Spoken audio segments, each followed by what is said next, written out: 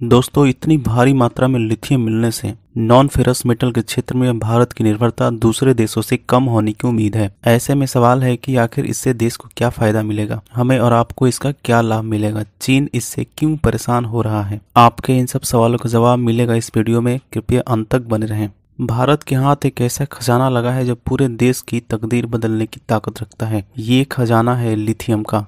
जम्मू कश्मीर में लिथियम का भंडार मिला है। इसकी क्षमता 59 लाख टन है। इसे व्हाइट गोल्ड भी कहा जाता है। भारत में पहली बार इतनी बड़ी मात्रा में लिथियम मिला है। विशेषज्ञों के अनुसार यह दुनिया का तीसरा सबसे बड़ा लिथियम भंडार हो सकता है। भारतीय भूवैज्ञानिक सर्वेक्षण के विशेषज्ञ 3 साल से जम्मू कश्मीर के रियासी जिले के सलाल कोटली गांव में सर्वे कर रहे थे। इस दौरान यहां 6 हेक्टेयर जमीन में सबसे हल्के खनिज लिथियम का 59 लाख टन भंडार पाया गया है। आधिकारिक सूत्रों ने बताया कि लिथियम खनिज भंडार का घनत्व भी बहुत अधिक है, यानी जिस क्षेत्र में यह खनिज पाया गया है उसमें लिथियम को ज्यादा मात्रा में निकाला जा सकेगा। लिथियम की मौजूदगी की पुष्टि होने के बाद अब संभावना जताई जा रही है कि जिला मुख्यालय से 20 किलोमीटर की दूरी पर बसे सलाल गांव के पहाड़ों में कई प्रकार के अन्य महत्वपूर्ण खनिज पदार्थ भी हो सकते हैं। लिथियम एक तरह का रेयर एलिमेंट है। इसका इस्तेमाल mobile, laptop, electric vehicle, electric गाड़ियां समेत दूसरे चार्जेबल बैटरियों को बनाने के लिए किया जाता है। लिथियम एक सॉफ्ट और चांदी जैसी सफेद धातु होता है। लिथियम का प्रयोग कई उत्पादों में किया जाता है और इसका भंडार मिलना भारत के लिए एक बड़ी क्रांति साबित हो सकती है। इसके साथ ही साथ एल्युमिनियम लिथियम मिश्र धातु का इस्तेमाल साइकिलों के फ्रेम,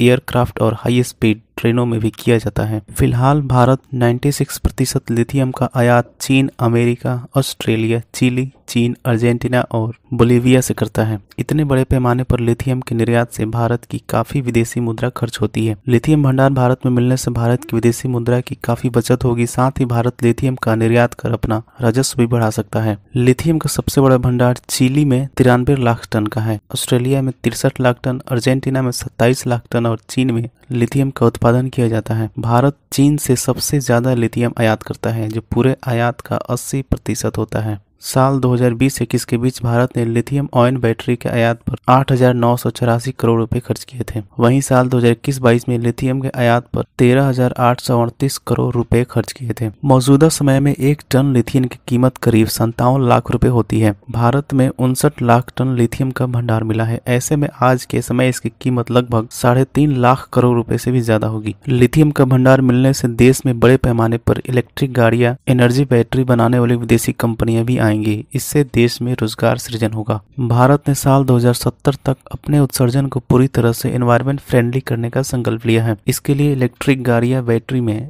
लिथियम का एक महत्वपूर्ण घटक के रूप में होना जरूरी है। Central electricity authority of India के मुताबिक देश को साल 2030 तक 27 gigawatt grid scale battery energy storage system की जरूरत होगी, जिसके लिए भारी मात्रा में लिथियम की जरूरत पड़ेगी। अंतर्राष्ट्रीय ऊर्जा एजेंसी का अनुमान है कि साल 2025 तक दुनिया को लिथियम की कमी का सामना करना पड़ सकता है। ऐसे में भारत में लिथियम का भंडार मिलना दुनिया के लिए एक अच्छी खुशखबरी है। अगर भारत अपने भंडार से जरूरत के मुताबिक लिथियम का उत्पादन कर लेता है तो जाहिर है कि बैटरियों के दाम कम होंगे। साथ ही इलेक्ट्रिक वाहनों के दामों में भी कमी आ सकती है। जलवायु परिवर्तन को देखते हुए पूरी दुनिया में प्रदूषण कम करने की दिशा में काम हो रहा है। इसके चलते इलेक्ट्रिक वाहनों की मांग तेजी से बढ़ रही है। भारत में भी इस पर जोर दिया जा रहा है। इलेक्ट्रिक वाहनों में लिथियम आयन बैटरी का इस्तेमाल किया जाता है। ऐसे में पूरी दुनिया को लिथियम बैटरियों से बड़ी उम्मीदें हैं। अगर भारत जरूरत की जितना लिथियम उत्पादन कर लेता है तो दूसरे देशों में निर्यात करने लगे तो पूरी दुनिया में बढ़ रहा प्रदूषण और जलवायु परिवर्तन को काबू किया जा सकता है।